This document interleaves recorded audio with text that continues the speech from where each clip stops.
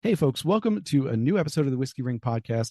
Today, I am doing something I haven't never done before. We're going to have not one, not two, but if internet holds out, we're going to have three guests on at once, which never done more than two before. So we will see how this goes. But I'm very excited because today we're returning one to Kentucky, which, yes, we just visited with the Bard. So it's not too long since we've been to Kentucky, but visiting Kentucky closer to the Amber Triangle. And of course, we are at Whiskey Thief Distilling. And I have been thinking about this distillery for several years, back since you guys were three boys, back since before both my guests, Lisa Wicker, Ben Eaves, and even Kelley, Tennille, were at Whiskey Thief.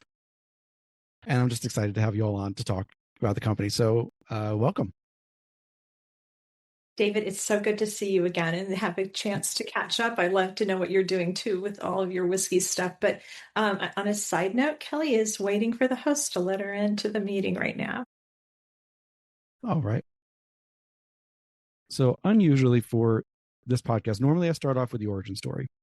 But because so much of this is both new and because we got three guests on that I want to talk to and ask questions of, I'm going to skip the origin story for this one. It will be included in the show notes with all the links and things you could need. But let's jump right into the guests. So Benjamin, Benji, depending on who you are, you're up first. All right. So first thing I want to ask you is, what is the latest bake that you have made related to whiskey making?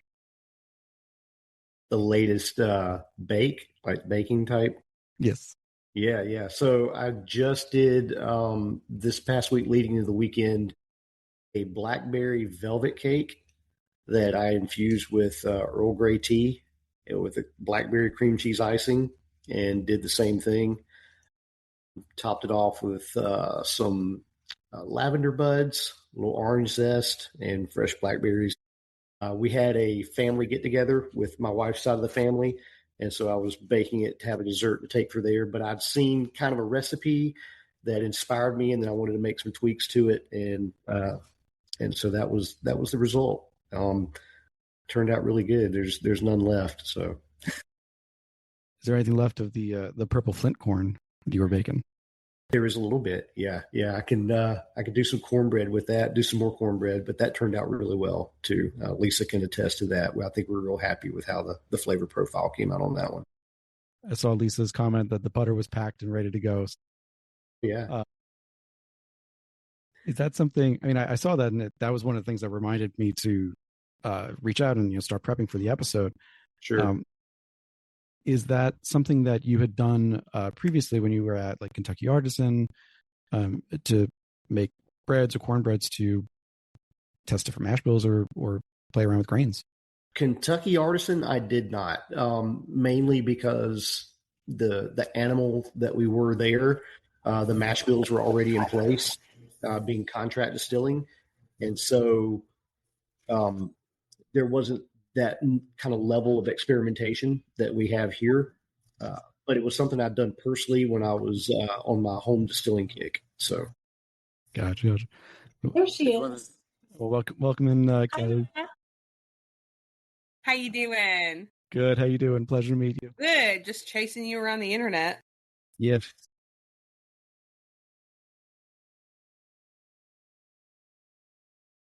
Boy. Bad boy. No, you're fine. It's all good. So, my dog thought I was talking to him. Oh no, now here. All good. We're a usually a cat household, but I'm also a dog person. Okay, right. No, you're not a bad boy. You're a very good boy. So, Ben, I was thinking too. You said on Bourbon Turntable, which you used to be a co-host of. Yes. You were on in 2024 with Kevin Rose, and you were saying that you are strongly left-brained. And like you love the artistic side of this, that's the side that suits you. I have seen recently the picture of you handling the fermentation logs. Right. I'm curious, as a left brain person, how do you approach the mathematical, the engineering components of this job that, like you've said, it's not really your forte or your the thing that gives you the most enjoyment, but that you gotta do? I kind of consider myself a little bit of a math atheist. in the sense that no, yeah, that I guess for me that's the real challenging part of it to a degree. I'm much more intuitive, much more like the artistic side, but it's the scientific, it's the engineering part of that kind of feeds and informs that part of it, so that you can express artistically. You really need to know both. So that's where I've put in, I guess, the most work in trying to grow and understand in that area. It's for me, it's like where are you weakest? That's where you need to work out the most. And so understanding that side of it, I guess, is where I've dug in a lot more over the last 3 years. And having that foundation of that, it allows you to be much more expressive and artistic in the right way, I think. So. All right, I like it. I know I was speaking to someone about Nicole Austin, who said she joined thinking that it was going to be like 90% science, 10% art, and it's totally flipped for her. Right. That definitely resonated with me. And again, I was just kind of stalking your Facebook for more questions too. And I was like, who came up with the idea of using a French press to basically lauder your mash? That was me. That one. He did. And it was it's funny because we had a number of different methods we used at KD and things I've seen elsewhere. And then I'm just sitting there pulling samples one morning, and it just hit me: why the hell do I not use a French press like this? I could pull it, filter it all in one step, be good to go, easy to clean. It just made sense. So I brought one in, and we've been using it since. I know Alan Bishop tried to one up you with the apple grinder that he's got that I saw over at Old Homestead, but not as efficient. French press, right? Much easier. Yeah. So, getting back to Whiskey Thief, you and Lisa joined at not the exact same time, I think, but in a relatively short period.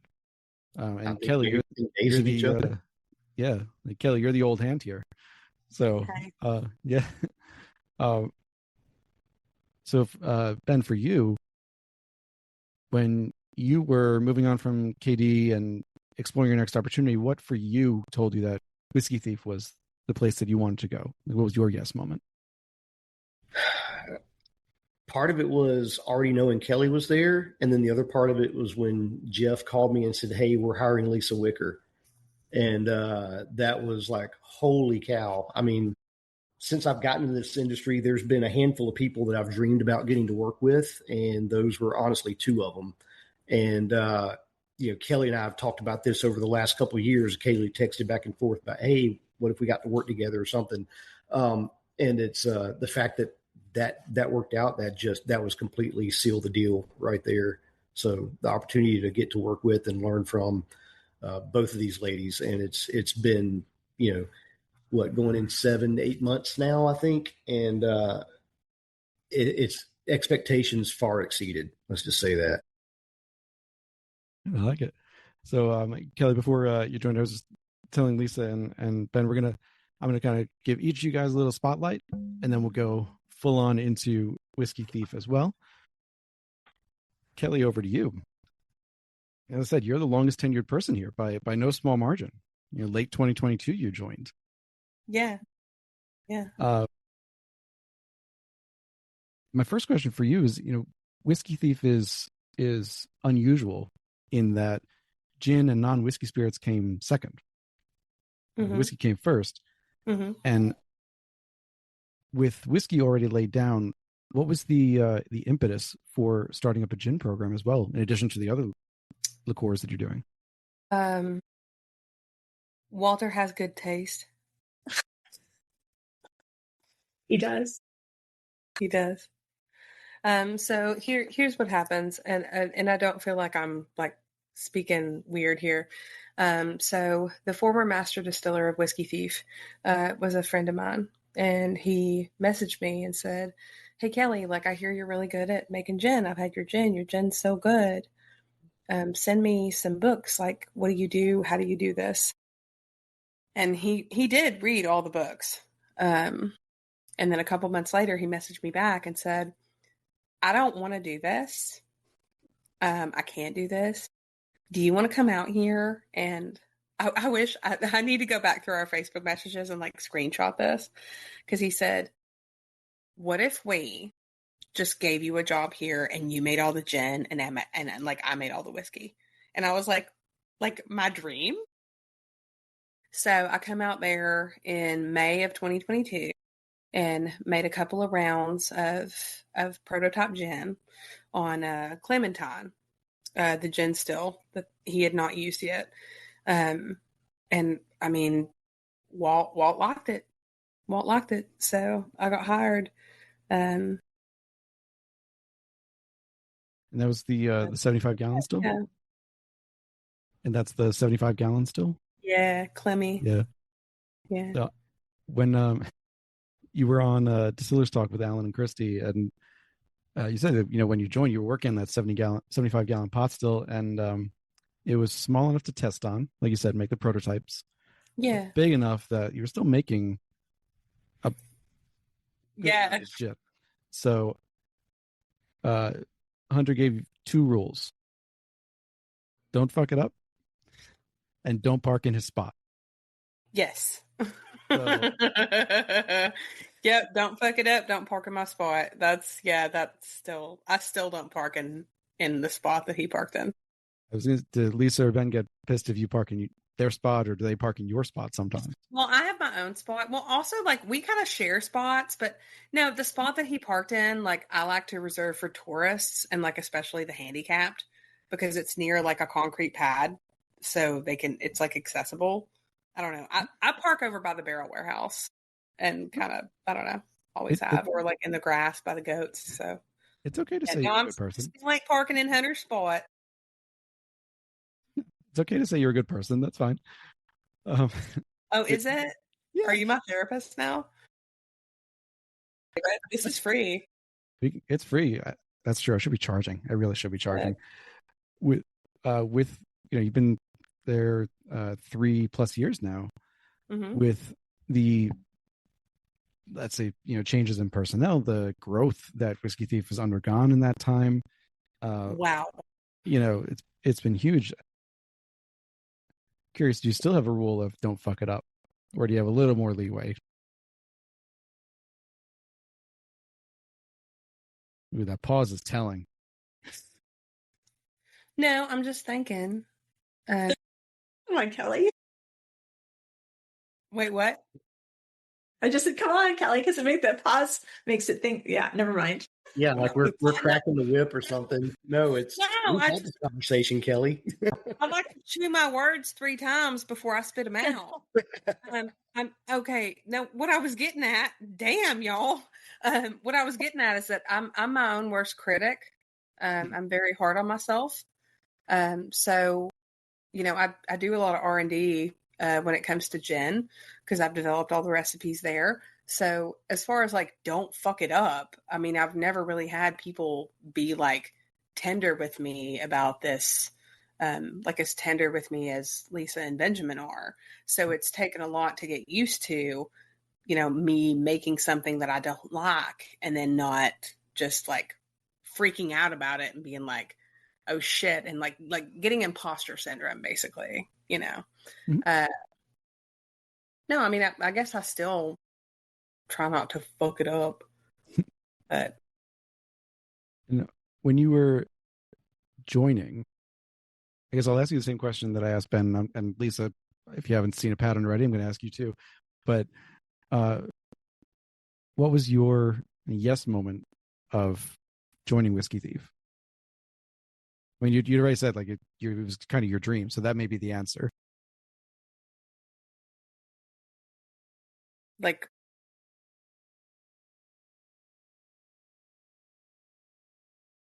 it felt right. It felt good. I drove down the hill and I wasn't filled with a feeling of dread. That's good. I mean, this does sound a little bit like a therapy. It's like you shouldn't feel dread going to work. That's good.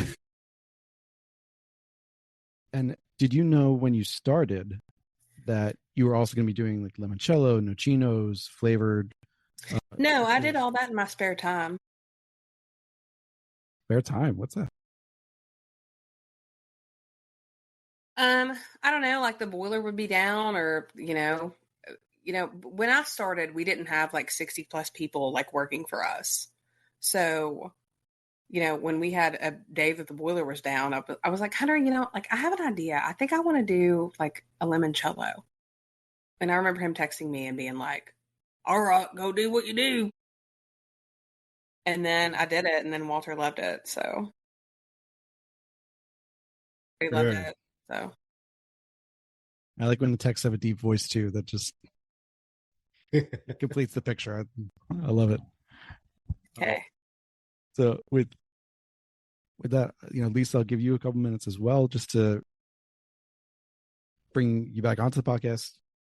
I still can't believe it's been 3.5 years since you were on. That was in fall of 22. So you were probably on the podcast right about the time that Kelley joined Whiskey Thief. So clearly you've done many things. Lots of things have happened since that podcast episode, but none more important than you becoming a Kentucky colonel, thanks to our mutual friend Maggie. I know it. God bless her. Yeah. I was kind of surprised you hadn't gotten that already, but Well, I was working in New York. I had a couple of people say, well, when you come back to Kentucky, I was like, yeah, but I'm representing Kentucky in New York anyway, but yeah. Now that you know the ending to the story, that you're at Whiskey Thief, everything's going great, you clearly have a great team here. I do want to ask you about, you had an article recently with Ted Simmons, and you were talking to him about, like, there was a point at which you felt like the universe was telling you the industry was like just not for you anymore, thinking about getting out of it. And again, knowing the ending, it's a very different conversation now. I'm curious if you're willing to share just a little bit more about that. So just, if you really were thinking about leaving the industry and where you would have gone should you had made that decision. Yeah, that was actually just probably about a year ago. I had 2 false starts. I was CEO of All Tech Beverage, and in Ireland and Kentucky for just at a year, and I enjoyed working in Ireland very much, and Kentucky too. The guys were great, but the company was a slow ship to turn, right? And it just wasn't a match for my personality. They wanted me, like to be in a suit and at the headquarters or my office. I'm like, no, I want my office at the brewery, on the brewery floor. And so it just wasn't a good fit for my personality. And then it obviously got hired away from there by Garrett County, which was a total fiasco. I was there 5 months. When they dropped the press release that I was master distiller, they fired me 11 days later. So I just reeled from that, right? And immediately went back to work as a consultant and had some good gigs, right? But the thing is, the gigs were going everywhere from California to South Carolina to Texas. And I used to just thrive on the travel, and I love to travel, but that type of travel, not so much anymore. Right. And it's like, yeah, these are great. These are really, and I'm, with pride, I was able to take, Walter and a couple people to, Maverick and to Texas, and, let him talk to the people I worked with there and things. And so that, there's some pride in that as well. But I just got to a place last year. It's like, I had 7 things come to the table last year. 7 different proposals. 2 of them were big distilleries, and with the downturn, they panicked, and it was kind of a panic. Both of them almost had an identical position they wanted me to do. It was almost like being a bourbon concierge between production and sales team, to give some more personality to like trying to sell to clients, like another level of service, right? And I kind of entertained that, wasn't terribly interested in that. Another fantastic proposal came for they even bought the property in Boston, Kentucky, names in the industry. And we were ready, like they were pulling the paperwork together, and the investors got into a fight, and that whole project fell. I really wanted that it's an old sawmill, and the property is fantastic. And so it was like, I was heartbroken over that one. A couple other ones where a guy didn't get the funding. He thought he was building a distillery in Washington County, and it was a big project. Another one, an insanely famous distiller, if somebody had told me when I started out 15 years ago that he was going to call me and want to partner with me, I would have never believed it, right? But his heart wasn't in it, I could tell, right? And so like one thing after another, just some crazy stuff happening. And so it's like all 7 of these things aren't right, or they're not fully hatched, right? And so I decided one last ditch effort. I got invited to this whiskey summit last year in February. And it was kind of an interesting invite list. You know, it was kind of like all over the map a little bit. And I thought, you know what? I'm just going to go. I didn't really want to go. I'm like, because my heart wasn't in it, right? And I was like, I'm going to go. And Walter's there. And I've known Walter's wife, Dana, for years because she's, you know, with Wicker and Farley. And I hired part of that group years ago for Brooklyn. And he asked me what I was doing these days. And I told him consulting is like, I want you to meet somebody that might want to hire you. He said, you know, let's sit together at dinner tonight. And we did. And Walter sat between the two of us. And Walter's like, hey, wait a minute. I think I might want to hire you. When I was telling him this guy, like, you know, what I do when I work somewhere else. And so anyway, Walter asked to talk to me again. And I don't think he had any intention of hiring me. I had no intention of going to work for him. And then look at this. But I was really doing some soul searching and I did not know what I wanted to do next. I mean, I was talking about things like, you know, everything I wanted to do is going to take me away from Kentucky. Right. And I'm like, well, I want to do that. And so I made it my home and I love it there. And you didn't get a tattoo. How do you know that? I did my read. You said you went with the piercing instead of a tattoo. When you For my oldest daughter's 40th birthday, we were either going to get tattooed, pierced, or permanent jewelry, and we went and we got lots of piercings. Yeah. Yep. That was the most conservative one, but yeah. Yeah. You said it was at a time, you were recalling the story later on, but it was at a time when it was probably around this time when so many things were up in the air. You wanted something really permanent and tangible. So look, I'm someone who's got tattoos on both arms. So I'm clearly fine with that. I'm easier with that than a piercing, frankly.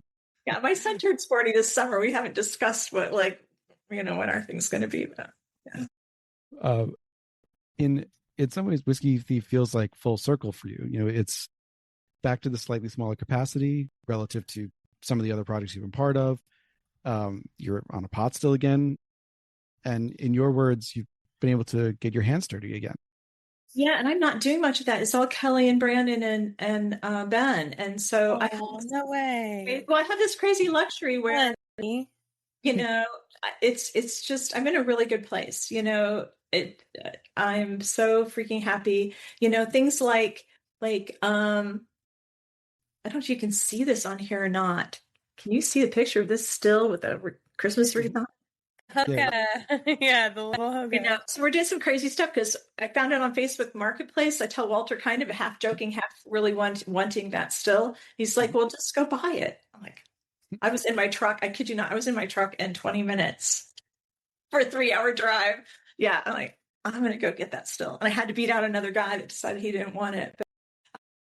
But these three are on board with all the craziness. I want to be able to wood fire it. We want to be open propane fire it. And having 3 distillers on board is like, I'm not the only crazy person anymore. It's a full nut house around here. It is. Kelley talking about having free time sometime, and you know, with Brandon, who's probably he's probably at the distillery now, or is he still sleeping? No, Ben's at the distillery. Ben's there until 10, and Brandon will come in at 12. Gotcha. So, no, I know it does feel like from someone looking at this from the outside and ensuring that it just fits. Feels like it fits right. And I'm glad, you know, you did a show right after, about 2 months after you joined with Walter. And he was definitely taking the lead because like you were still new at that point. So you were still learning the ropes of Whiskey Thief. But there was another question, and this was a show that you weren't on, but they were talking about you joining Whiskey Thief. So the guys over at the Bourbon Show. Oh yeah. So they were doing an episode right after you joined where Steve and McNew, and I'm blanking on the third host right now, but they were hypothesizing, like, you know, what does Lisa need to do to be successful? Renee was on that one too. Renee was on that, yes. And in their opinion, you needed to be like your success there was going to be, you need to be front and center as the face of the brand. You've got this legacy, so adding even more legitimacy to a brand that's, you know, with Kelley on board, that Hunter had helped build up, bringing Ben on as well. So and adding your your blending skills too to an already strong production program to just take it to that next level. Now, they're not here to defend or converse on this, so I'm not gonna place that on them. But I did want to ask, is that in with your first 6 to 8 months under your belt now? Do you feel like that's the kind of role that you're doing? Because I hear you're not like on the floor all the time. It's yeah, I mean, it's been a little bit of an adjustment, but a good one. When I was in the middle of all my soul searching, one of the things that I came back around to is like, you know what, Mike, I've been so fortunate and put in the work, I think, and it came back as like, I think I want to start over. And so I'm certainly not starting over at Whiskey Thief, but the fact that we're back to bare bones basics and doing things like shopping for boilers and buying a new still and trying to figure out, how we're going to make that work. And so in a way, it's starting over in the very best way. So I had to speed through things so much before, and now I can, kind of enjoy it. There's enough of a support staff. I'm not having to oversee bottling and all the things, right? And so that's been a little bit. It's like, wait, every day feel like I'm forgetting something. Like, Lisa, you're not running the whole place, which is fantastic, right? I'm not having to worry about every little detail because Walter has put together 60, 65, 70 people that are really good at what they do. And you can't teach personality and you can't teach work ethic. You can teach everything else. And everybody pulls their own weight at Whiskey Thief. I have never been in a place where everybody is so willing and will offer. Don't always have to wait till they're asked. They'll offer to help out with something and pitch in and, and provide another set of hands or another brain or whatever it is that you need. And I've just never experienced that before to this degree, right? I've had some great teams and I've worked on some great teams, but yeah, it's an interesting place in the very best way. I mean, I guess I can tattle on, Ben, I guess not tattling, but if Walter decides to hear this, but Will, who runs our warehouse and things that Will and Ben and I went over the bank of the creek side the other day looking for coyote holes and decided that Ben figured out that the poop was river otter and coyote. What was pooping on, but Okay, but that kind, you know what I mean? But the fact that you can have these genuine relationships with these people too is fantastic, right? And they're such good people. now your title is director of distilling. Benjamin, I know you, as you said earlier, you got a call saying, hey, we're going to hire Lisa, like with this, have you on? Would you have still joined if she had taken the title master distiller? No, it's not your favorite. She can take whatever title she wants. She's earned it.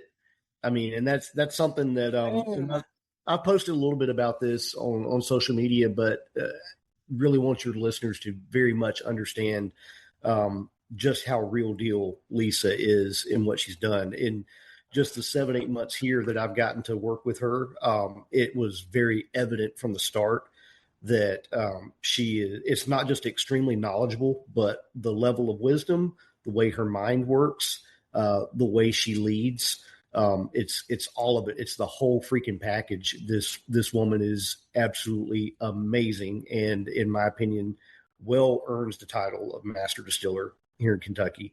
So, is it my favorite word to use? No, because I mean, are any of us ever going to be a master at everything distilling? No, it's not possible. But as much as you can within this industry, I think she's mastered a lot, and she's demonstrated that here. Kelley will equally attest to that as well. I mean, I can't stand it when I'm not here, and I look forward to the moment I get to pull down the driveway every day. Just the opportunity to work with both of them and to work with Brandon and Walt and the whole team here. It's been beyond a dream, really. I mean, we've worked hard. We have a lot of hard work left to do, but that doesn't mean it's not a lot of fun. And it's been just incredible to learn on a whole nother level, with them. So, yeah, I have no problem calling her master distiller at all. Even though I ended up with it at one point, right? Yeah. I kept pushing it back and pushing it back. And the owners of Widow Jane and the Samson Story portfolio are like, for PR reasons and stuff, they kind of wanted to use that. And I was just adamant about keeping head distiller. And then Mike Beach publishes an article. It's like, what is a master distiller? And he puts my picture over the top. At the top of it.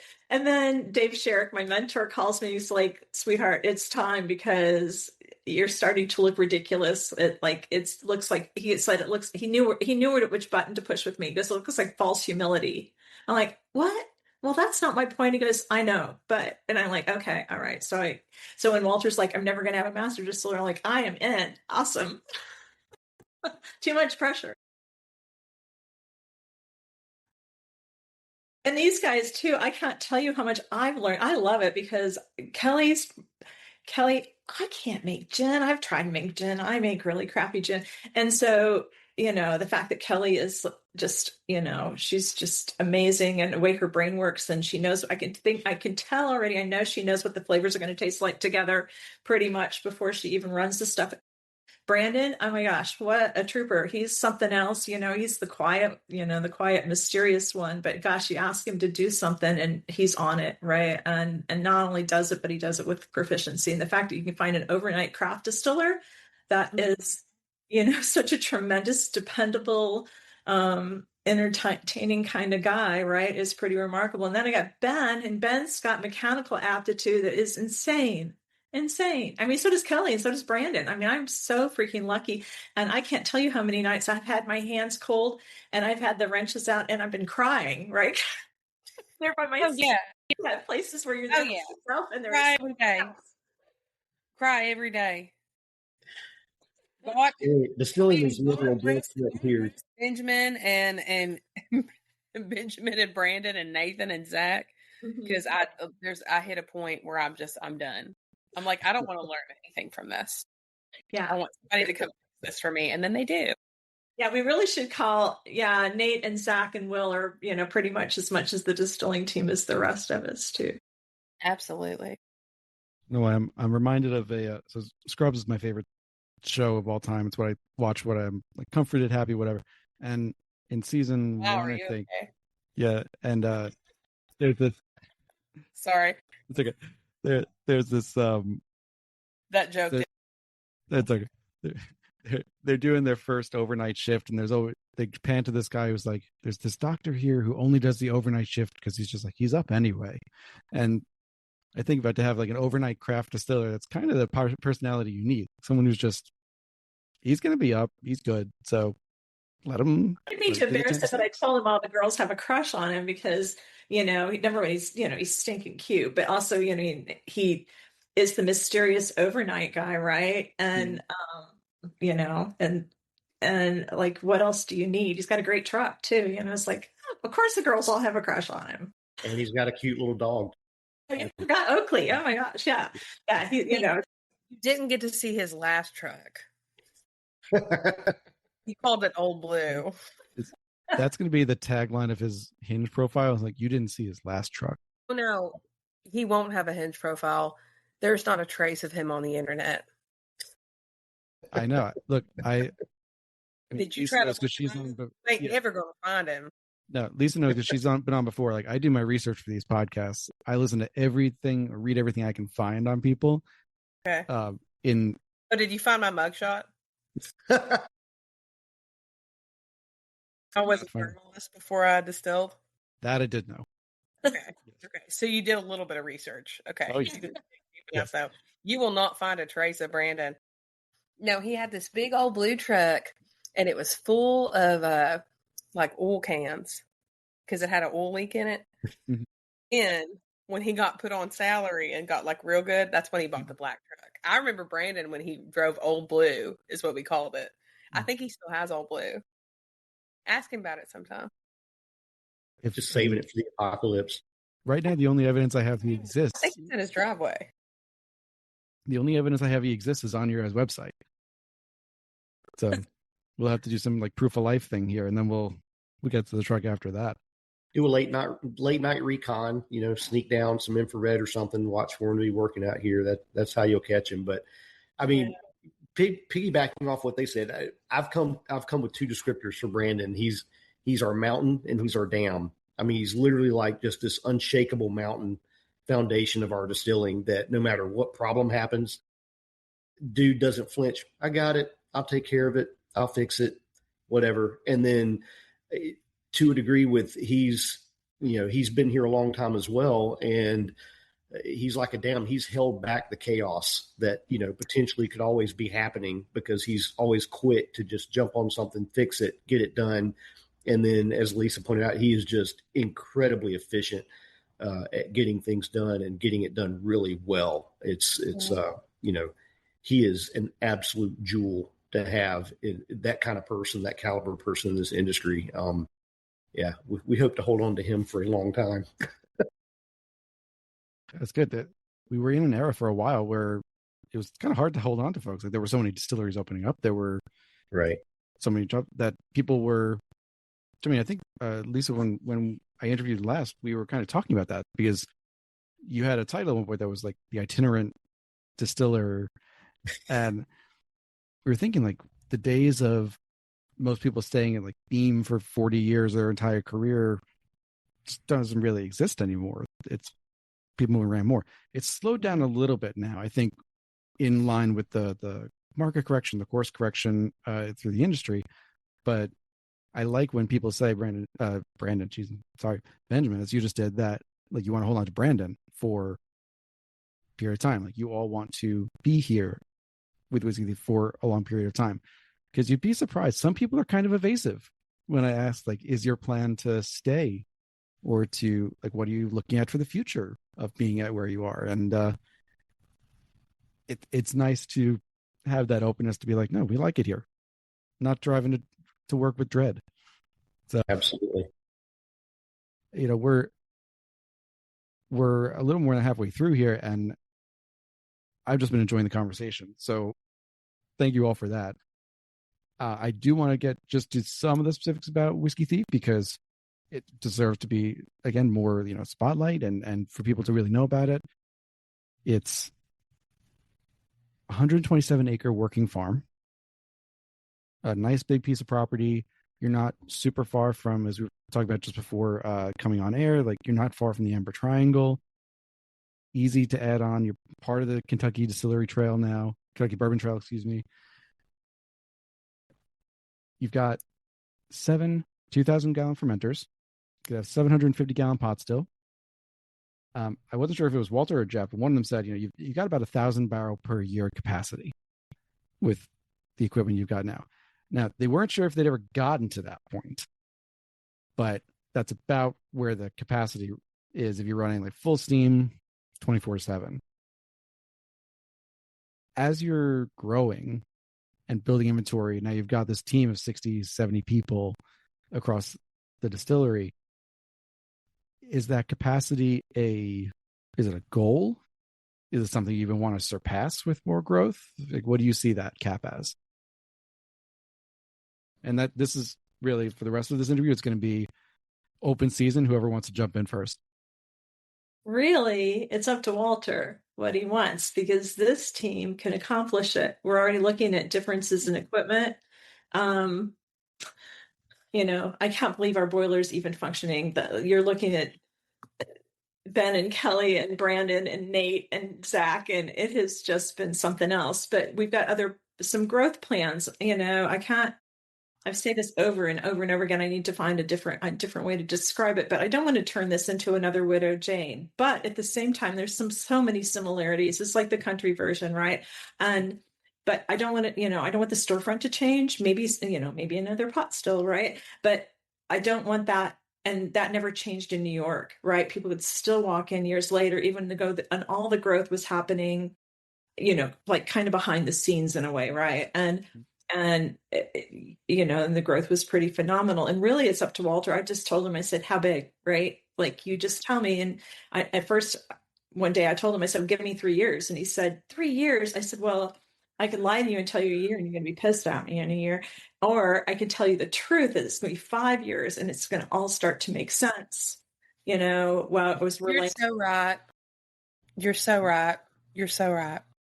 Sorry, I just want to be like, yeah. Oh, like, you're so right.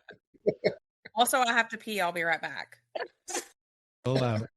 Yeah. But really, like I said, it's up to Walter. Will you? Sorry. Okay, I'll be right back. But We had a Christmas party 5 days ago. Was it 4 or 5 days ago? And I guess it wasn't even that long ago. I'm kind of No, it was just like 3 days ago. 2 Yeah. days ago since I'm in DC. I got kind of turned upside down. But Walter did one of the nicest things anybody's ever said to me in the industry at the end of the party. And, we're all been drinking a little bit. And he's like, hey, he's standing up on the stage at Whiskey Thief in Louisville. And he's like, hey, Wicker, come here. And I'm like, okay, what? And he goes, I said, what do you need? And he goes, I don't really need anything. But he goes, I just want you to know this is your last company. Right. Strong words there. Yeah. I'm like, I can live with that. I'm like, I said, until you say, hey, Wicker, here's the door. That's what I told him. And she made a Facebook post the other week and had her little hashtag itinerant distiller. And I made a comment on that, just hashtag itinerant no more, question mark, kind of like, come on, let's stay here. But no, it's everybody's got to do what they've got to do, for their own personal growth. But for me, I couldn't be happier being here, landed with the team that we're with and what the potential is and the the growth projections, et cetera, that we have here. It's exciting. But again, just jumping off of what Lisa was saying about, are we going to get there? Where are we going with it? But that's part of what the last 6 months we've really been honing in our SOPs and getting our efficiencies really down to where, it's very possible that we can start to work towards hitting that goal and exceeding it. So we're excited. The work's cut out for us, but we're laying the groundwork, and I think really that's what she's saying. We're building the foundation, whether it's structurally or whatnot here to be able to start to take off on that. And Lisa, you alluded to Walter's wife is in the industry adjacent with her architectural work. She was also brought in to do some more efficiency work on the building itself, I believe, as well. Yeah, we're getting ready to meet again soon here. Yeah. Yeah. I love that. So she's great. I mean, I met her, like I said, years ago. We tried to figure out maybe 10 years ago, 9 to 10 or years ago. And I had the team from Brooklyn, right. Or with Sampson and Surrey. And, so she and I sit down at the table and she got all her dudes and I got all my dudes. Right. And we've been friends ever since then. But I just remember she was so excited when Walter bought the distillery. And I don't remember if she called me or I ran into her or what, but I just remember she was so excited. She's like, Lisa, Walter, I don't know who Walter was, but like Walter bought the story. But it's so interesting how life unfolds, right? And I just remember that moment when she told me that he bought this distillery, and and her excitement about it. Who knew? And actually, you know what? It might have been when I met Kelley for the first time. Oh my God, girl crush! I was just about to interject and talk about girl crushes. Also, I texted Brandon and I told him that we were talking about him on a podcast. And I sent him a screenshot and he went, haha, copy. That's all he We did not use this last name. We didn't. But no, we cannot. Never. No one can know. He's an international man of mystery. But anyway, I was like, hey, we're talking about you, boo-boo. And he said, haha, copy. Anyway, I started girl crushing on Lisa Wicker the minute I got, like I didn't get my foot into the door of Distilling. The door was shut and I put my foot in it and I went, nuh-uh, you gonna let me in. You gonna let me in. And then I started hearing about Lisa Wicker. I was hearing about you back when I worked at Hartfield in 2021. And then I finally laid eyes on her. I had been seeing you in pictures and stuff. And news articles and stuff like that. And I finally got to meet her. And when I met Lisa, she was just like, oh, hi, you're Kelley. And I was like, how the fuck do you know who I am? And we have just been girl crushing on each other at conferences. Anytime I would see her out, I'd be like, what are you doing? And I think the last time I saw you before you got hired on at Whiskey Thief, you were charging your phone. You're so Kelley. I love this. She was in a hallway charging her phone at the Jim Beam conference at like an outlet, like in the middle of a hallway. And I was like, oh my God, I love that. Like, that's so country. Like, take advantage of the hallway outlet that is offered to you. And I think I went in to go like pee or something. And I came out of the bathroom and I saw Lisa Wicker just standing there in like a beautiful, like suede jacket and pants and boots, just like looking very Lisa. And I was like, oh my God, Lisa Wicker, what are you doing? Like, do you want to hang out with me? And then we went and saw a bunch of stuff together. Like, we went and looked at a bunch of stuff together. Oh, I love her. Lisa's known too. I mean, Lisa, you have a reputation for your memory as well as your. It's terrible. Skill.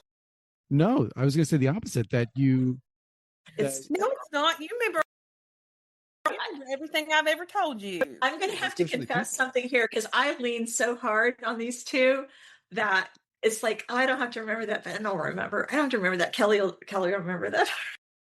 I mean, I was thinking specifically with people. Yeah, that's true. No, I leaned. Honey, I've been girl crushing on Lisa for like 5 years. Well, you know it's mutual, dear. Yeah.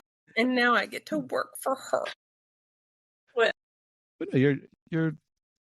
I mean, I've heard multiple people be like, Lisa, you can not see her for 4 or 5 years, and like she'll remember exactly who you are, where you met, and all that. So, I mean, your reputation is that you've got the memory. Whether you feel you've got it is, I'll leave that to you.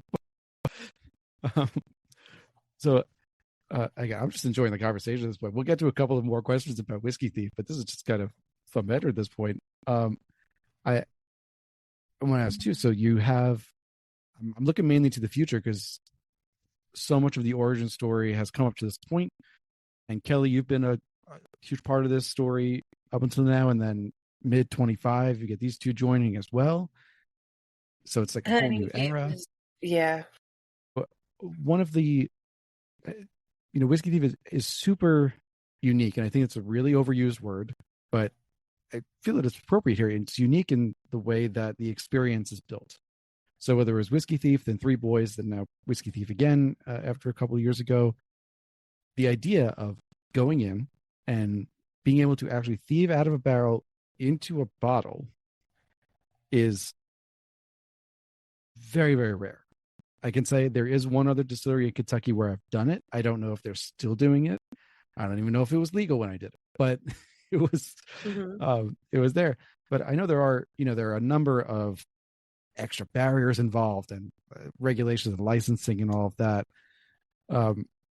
So with the experience that you're giving, it's also for now entirely single barrels, right? Mm-hmm. So a question I often ask when you're doing either single barrels or when people do very small batches, I'm thinking of like Holyrood. I talked to them a couple of months ago where they're like, we are not going to have a core range. We refuse to have a core range. When you're doing all single barrels, if I've heard right, mash bills, barrel types, all of these different things were kind of fluid. Like it change because if you're doing a single barrel program, you want to try out as many things as you can do. So looking forward now as Whiskey Thief is part of the Kentucky Bourbon Trail and you're getting like 54,000 people visiting in 2024, see how many more in 2025. Is that really going to stay? Is like, this is a single barrel distillery where it's not always going to be this mash bill for the rye or for the bourbon. I'm going to let Ben speak to the variations on the mash bills that we're messing. I think we're putting some plans in motion. So we're going to there's going to be a handful of mash bills that kind of form our base for what we have and what we provide, what we pull from. But we're also going to be continuing to experiment and to produce some, from my viewpoint, some very high quality, unique mash bills that are going to add a lot of great flavor and a lot of interesting perspective for people to come in. Experimenting with grain, experimenting with yeast, experimenting with different cook SOPs and how we set ferments, et cetera. So there's all those things are going to come into play, but each one is specifically built out to provide a certain flavor point at a certain time that we'll be able to pull from and again supplement the experience of here's your traditional Kentucky bourbon flavor, but here's something also a little bit unique with that. So it's going to continue. Absolutely. Yes. And I think that's the whole part of providing that single barrel experience. Every barrel tells its own story, kind of, and that's part of what Whiskey Thief is about. Just that story. It's what makes us different. Like it's Right. it's the whole purpose of the project. Is that we get to grow our own stuff, like and in the coming. Sorry to like take over the conversation, but in the coming year, we're implementing a gin garden. So we will be growing all of the botanicals, most of the botanicals on site that I use in my gins as well. We're trying to make things very insular and self-sustainable, and that is really what makes us different. I mean, I know other distilleries have gin gardens, but you ain't gonna see one like mine. I listened to that interview with Distillers Talk. You were throwing out some names that of botanicals that, like, every time I visit Alan or I talk to Alan, he'll throw out a couple new ones that I'm like, what the is that? What is that on the grass list? Right. Like, yes, honey, I promise. Every botanical I grow or forage or whatever is not gonna hurt a human being. Well, that Distillers Talk interview, like, how old was that? Like, that's about it sounds like you did some recon on me, buddy. I'm telling you, I prepare for this. This whole thing is because Okay. No, this whole thing came out because, like, I was tired of listening to the same questions being asked of every single interview that I listened to. So I was like, someone's going to ask different questions and actually listen to the I love podcast. it. Yeah. I like what you're. Now you have me looking. What was this? This was Paul, January 23, so 3 years ago. Copy. Yeah. So when I visited Alan in September, he introduced me to Whorehound. I love Whorehound. Yeah. I'm working Whorehound, and I mean, Whorehound is a lovely like herb that's been worked into candies and cough syrups and all sorts of medicines in Appalachia forever. And it also, like, there's a specific flavor. I'm not going to say it. You can figure it out for yourself. There's a specific flavor that it can add to gins and all sorts of stuff. But yeah, we got Whorehound. Yeah, I mean, I had never heard of it, and then I had never heard of. Oh, he said plantain, and immediately I thought of course, plantain grows in your driveway, honey. Right, but of course, like, I mean, broadleaf or flat leaf. I was thinking the thing that looks like a banana, let alone the leaves. Like I was. No. He's talking about a different kind of plantain. No, I mean, now I know that, but I mean, at least you lived in New York. Like, I've been a New York kid all my life, like around the city and the suburbs. So like, these plants didn't exist to me. Even the Clay's candies of Whorehound. Like, I bought a 3-pack of it when I came home from that trip just so I could get the flavor in mind. And now it's been in so many different tasting notes because I'm like, that's what that flavor is. Yeah. My grandfather used to keep Whorehound candy because my cousins and I would stay out of it when we were little. Do better. It was his stash of candy, and he knew, it wasn't going to go anywhere. Then I got older and I liked it. I was like, wait a minute. Yeah. The Whorehound candy that they sell at Rural King is pretty good. Yeah, it's pretty good. It's like black licorice. Like, kids don't like black licorice. You got to be at least like 15 to 18 until you like that. So, and I mean, I love it, but I'm weird. So I'll Same. Well, I heard that, like, don't your taste buds change like every 7 years or so? Is that a myth? Okay, I want to hear that. They regenerate about every 90 days. Okay. Oh, I did not know that. Did not know that. Ben, is it the full body every 7 years? Yes. Yeah. Basically. But your taste buds are regenerating every 90 days. And that's why when you taste something, you don't like it, don't just stop right there. Come back to it again and come back to it again and come back to it again. And then it typically takes about 21 times a repetition to generate a new neuron pathway in your brain. So if you want to like something, then try it at least 21 times. Okay. You might get to that place. So here's getting into the science of it. But so that explains why I like Malort. I mean, I do too. I like Malort. I'm okay with it. A little bit on that weird. How many times I was like, clearly I'm missing something. Right. I like Malort, but I like to drink it because it like popcorn. So it's horrifying. Yeah, but It'll it's like a open really nice up fire. It's funny. Yeah. Yeah. I mean, I'm seeing a pattern. There's 21 times to do the new neural pathway. There's about 24, 25.4 ounces in a bottle. So by the time you get to the end of the bottle, that's what we like, what we're drinking so much.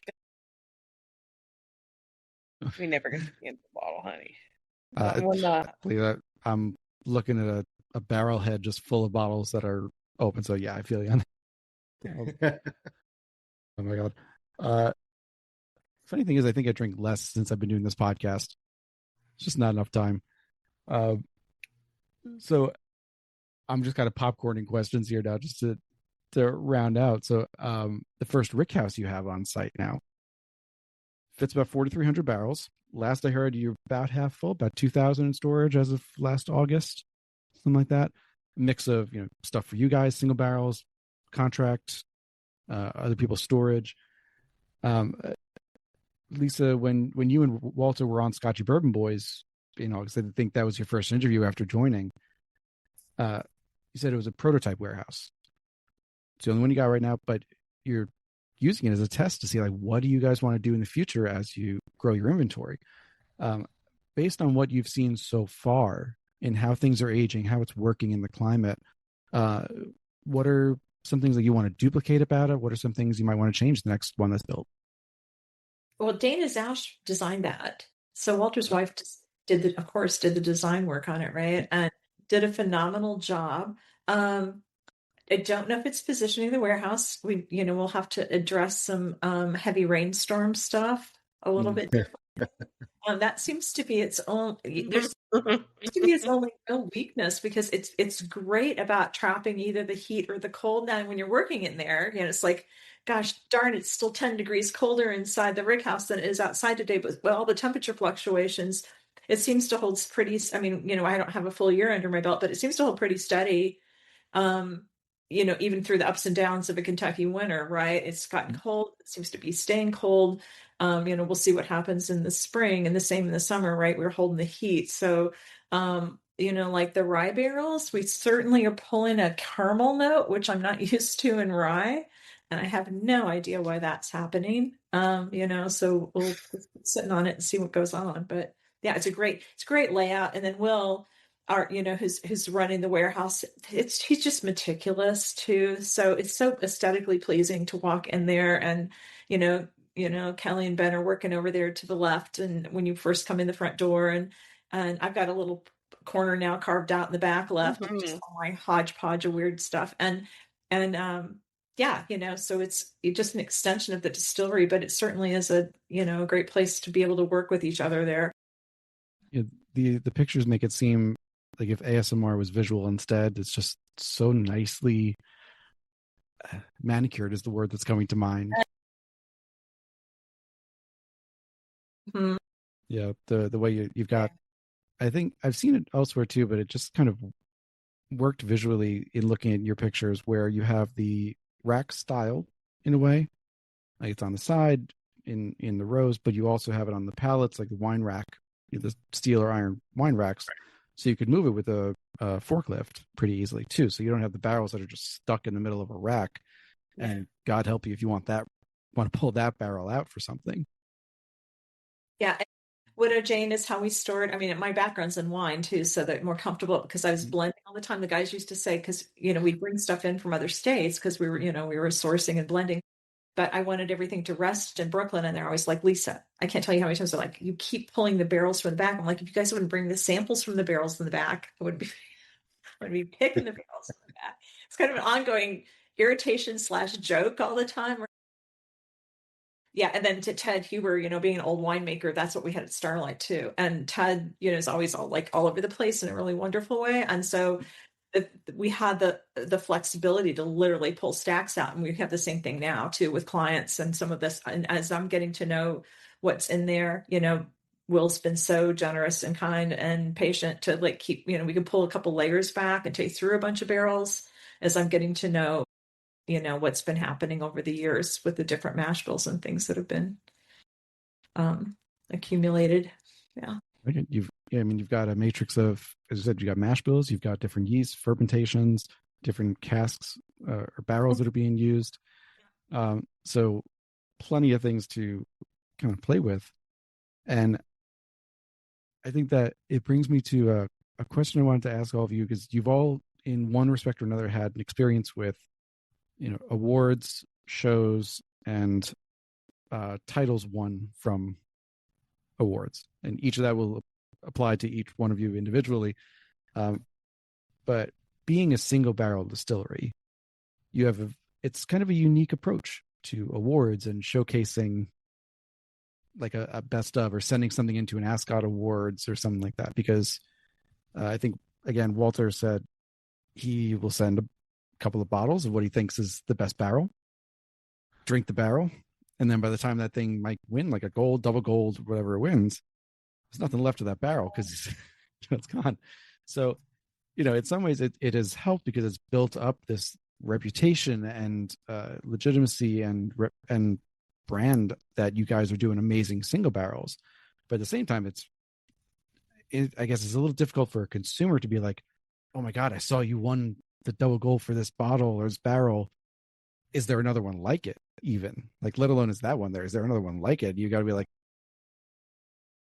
we're not sure quite yet, or like maybe in a year or something. So, especially, Lisa, you're a very seasoned judge at this point. I hope that's okay to say. And do you feel like that's going to continue to be your Whiskey Thief strategy for award shows, for recognition? That's going to be easy to understand for a consumer to be like, there's a gold medal hanging on this thing. Well, with small batch blends, it's really not any different. And I had single barrels that had some recognition. I think it's really about the consumer being educated about what it is. One night, me being like, trying to be, I don't know should I say, trying to be ethical or whatever. I used to say to like the advocacy team, just pick a bottle. I don't care if it comes from a liquor store or something. And you could, guys, because they're like, Lisa, send us this, what you want entered in the thing. And like, well, you guys can just pull, I want to be representative of what the consumer is like picking up off the shelf. I will not name names, but there's one, two, three famous distillers at this dinner one night in New Orleans after Tales of Cocktail.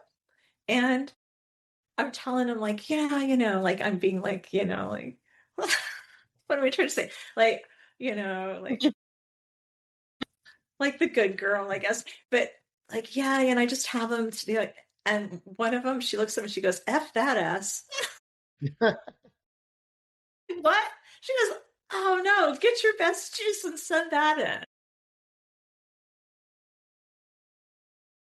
And the thing is, these three people are like, have, reputation for like being the real deal and just being really great people.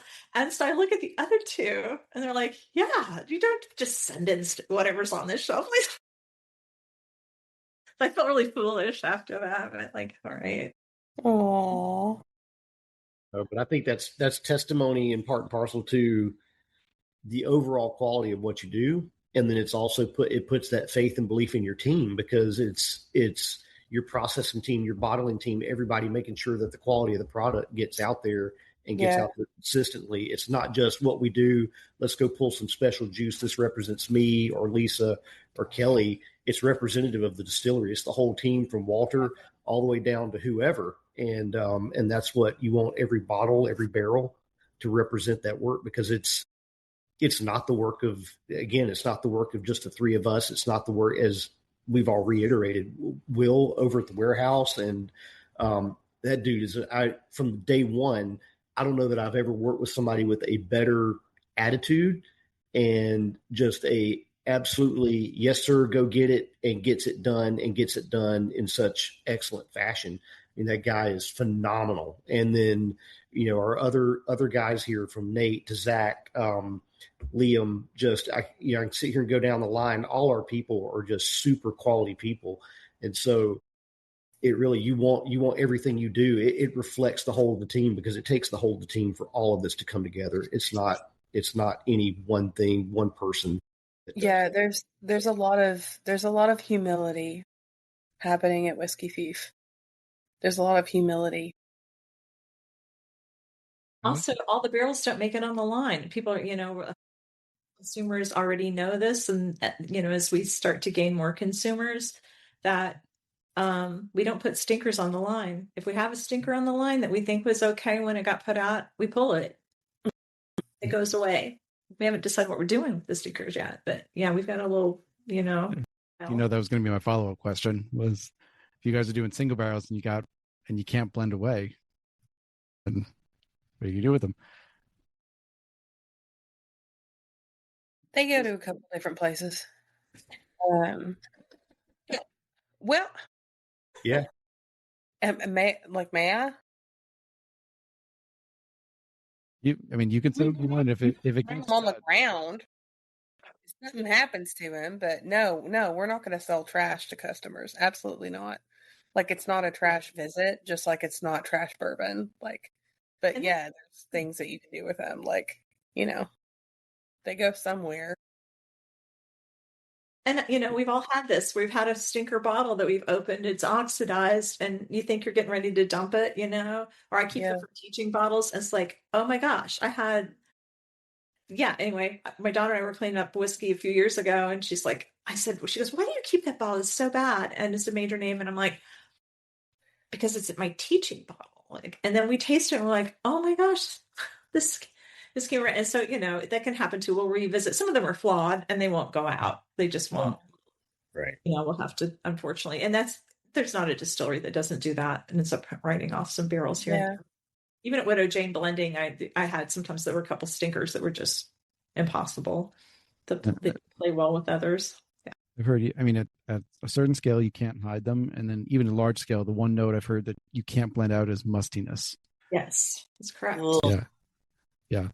Osmond's tricky too. Yeah. Oh yeah, really. Yeah. So I know we're short on time. I want to respect all your time and thank you for coming on to talk about Whiskey Thieves, talk about what you guys been doing. So I want to end with, again, one more popcorn round of one thing. So Kelley, in your 3 years, and Lisa and Ben, in your 8 months or so being with Whiskey Thief, one thing that you have accomplished already that you are really excited about, and one thing you're planning to accomplish in the next year, in 2026, that you're also excited about. Who wants to go? Kelley has seniority. Oh goodness. Okay. Yeah. Put me on the spot. Well, my spring gin was my baby. And so what I'm trying to do is, replicate, how delicious that was, just in a different way, for every season, because, seasonal gins, and seasonal R&D developments are really important to me. So what I want to continue to do is I want to make good gin and leave. I told Walter this years ago. I just want to make really good gin and then go home. So what's really important to me when I'm on site is doing the best that I can while I'm there. Just given, whether it be a liqueur or a gin or whatever, I just want to do the best that I can. And that's like when I get there, like when I ride onto the farm in the morning, I'm like, okay, you're going to be the best version of yourself to make the best gin that you can. And then you're going to go home, and then you can be a troll. You can be a goblin at the house. You feel me? That's all our goal at the end of the day, right? That's a vibe. That's just. Thank you. That is a vibe. I just want to keep making good liquor and leave, honey. Yeah. I just want to keep being the best version of myself that I can, for myself, for my animals, for my coworkers, and yeah. Being your animal coworkers. Yeah. How's Pluto been?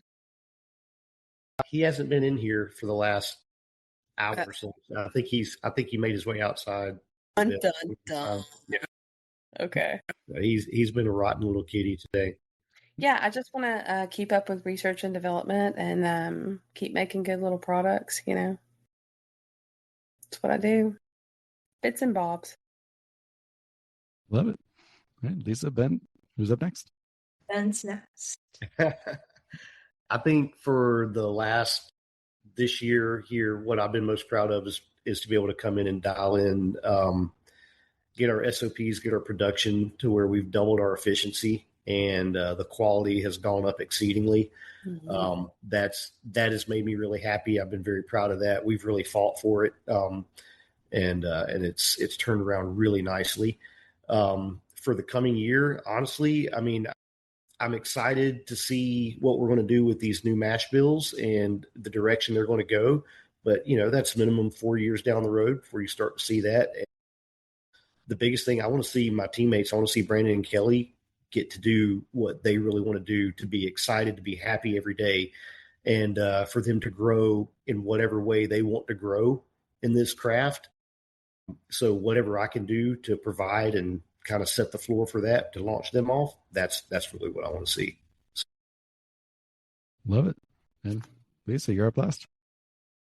Gosh, I know this is like my head, I got so many thoughts.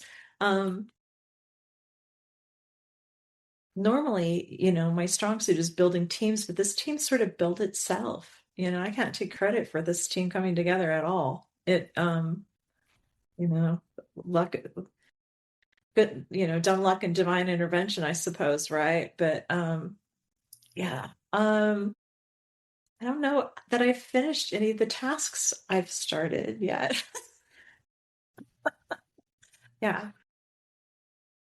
It is, it's very rewarding, like Ben said, we've doubled yields already, we've had some efficiencies that would Whiskey Thief, so it's just all of us working in different places. I know another luxury, this isn't about anything that I've accomplished, but the other luxury I've had is I have never had a team where everybody's worked somewhere else. So everyone's bringing something to the table. Everybody is so curious and interested about other things in life too, which is, I think benefits all of us at the end of the day, every day. The discussion is always lively. Yeah, and what's really great about Whiskey Thief is like they give you that opportunity. You know what I mean? Like they give you that option to be like into other aspects of your life. Like you're not expected to be like married to the craft. Like I'm not married to that distillery. Like I'm in an open relationship with Whiskey Thief, basically. Well, like think of all the time off that they give me for like my theater and stuff, and your all's other lives, and Lisa doing work at Mount Vernon, and Ben doing whatever the hell you want to do. Like I wake up in the morning and I'm like, okay, I'm the luckiest little girl in the world, and like I'm not shitting your dick right now. Like I ain't blowing smoke. Like I feel really good about the team that we have here, for real.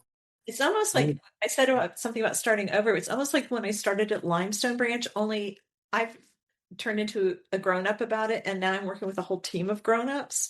So we're still at the place where we can play if we want to, but we know what we're doing. I mean, so, and if one of us doesn't know, we got a team to pull it together. So one of the four of us has always come up with an answer, right? Yeah. And if not, we've had the discussion so we can come to some sort of conclusion, but it's like we've got the best of everything where we can be still craft distillers in the most pure sense, that we still get to do, as Kelley said, research and development. We still get to play like Ben's talking about, right? Where, our work, it's still work, and we want to make sure that we have a merchantable product at the end of the day. We're all instead of going, oh, well, we're just going to do this and we don't care how many gallons we get. We just want it to be but it's like, no, we know that we've got not only, our task with something that is, being able to do something that's creative and fun, but everybody, I don't have to remind them that, we're responsible for keeping a roof over everyone's head. I mean, not everyone, being that's the whole company, but at the end of the day, it still has to be merchantable and repeatable. If you get hit, then it needs to be repeated. I like it. Exactly. We get to laugh and we get to have a lot of fun, but then when it's time to get down to business, we all can get down to business and get the work done. And that's part of what's made this great. I think Lisa has said this a number of times here, working with her and with Kelley. It's like we all been working together for years already. I mean, Right. Day one almost, we just completely clicked, and everybody knew what their job was, what they had to do, and we just fucking get it done. And that's, that's been amazing. You don't get that luxury at a lot of places. It feels like home, and it feels very safe. Yeah. And everybody rolls with the punches, and everybody's like, okay, guess what? Boiler's smoking. We've talked about the boiler a lot. Yeah. Brenda. What's going on with the boiler? Brenda, put zero respect on Brenda's name. We've learned you always put a lot of respect on Lisa's name, but zero respect on Brenda's. That is my name. Is my number one. Oh, sorry, Lisa, I'm talking over you. That's fine. But everybody rolls with the punches. Like, let's just get to it. It's like, okay, where's Nate? Where's Zach? Where's Ben? Where's Kelley? It's like, okay. Yeah. Yeah, we can roll this over. We can roll our, because Ben's is really insanely talented at building a production schedule. But it'd be easy for somebody to be so frustrated because weather, equipment, right? It's like we had to, like, when it got so cold, since we don't have any heat, we had to shut everything down and drain all the lines. And everybody's like, okay, well, it's cold and this is what we have to do. Nobody's like, all grumbly about it or anything too. And it's not easy work, right? So it's not, but we're also able to pivot and go, okay, well, we can't run the big still, but we can run Clementine, the smaller still, or we can do this, or we can clean, or this gives us a chance for maintenance. We immediately roll over right to the next thing instead of just sitting here going, well, it's too cold, can't run, don't know what to do, or the boiler's down today, so don't know what to do. No, there's always work to be done, and everybody, you don't have to sit here and go, hey, can you go do this or take care of this? Everybody just knows what to jump on, what to do, and it's just been we pivot. It's a fun family, but we're a bunch of freaking professionals too, and that's what's just amazing. Yeah, we pivot pretty well. I love it. I just thank you all for having this conversation. It's really been a lot of fun. It's been like more of a round table, and I really enjoy that. All I can say is I really hope to be down there again in September and to be visiting you, Lisa, of course, but also visiting Whiskey Thief in person. I remember meaning to go there when I was down last time and just ran out of time. But you have to put us first on the list. You have to come in food trucks there, and there's some music. Mm-hmm. Yeah, I mean, we with us and hang out a little bit. I was going to say I'm going to have to include it in the show notes. We didn't even get to talk about the Louisville location, the new Lou location, the music you guys have, the food, the food trucks, the food on site, all of these family friendly atmosphere things that you're doing in addition to the distilling and then the contract as well. Goats. We've never even talked about the goat. The goats. I know our goat babies. The goat babe, my sons. Little man. Go out to come see my little man, honey. No, but all you're talking about, David, I mean, it's if this says anything about the atmosphere here is I'll work here all week long, and then my wife and I will come down here on a Saturday or a day off and hang out because it's just fun. It's just a great place to be. Mm-hmm. And it is that it's exactly what I want to visit. That's where I want to visit. I want to have some food from a food truck, sit down on a bench, enjoy some whiskey with it. And we get talented bartenders too. We've got some very talented bartenders. We do, yeah, we do. You've made the sale. So, I thank you everyone for listening as well. For Lisa Wicker, for Kelley Tennille, for Benjamin Eaves, for coming on to talk about Whiskey Thief, Distilling, talk about their journeys, talk about things you didn't even think about, talk about Brenda the boiler. And hopefully when she'll be replaced. Everyone hang on with me for just a minute after recording, just to close things out. Thank you everyone for listening. Really hope you enjoyed this episode as much as I enjoyed recording it. Make sure to follow Whiskey Thief, follow all of folks here. There'll be links in the show notes to follow them as well on the major social media platforms. And I'll see you all next week. Good to see you, David. Thank you, sir. Thank you, honey.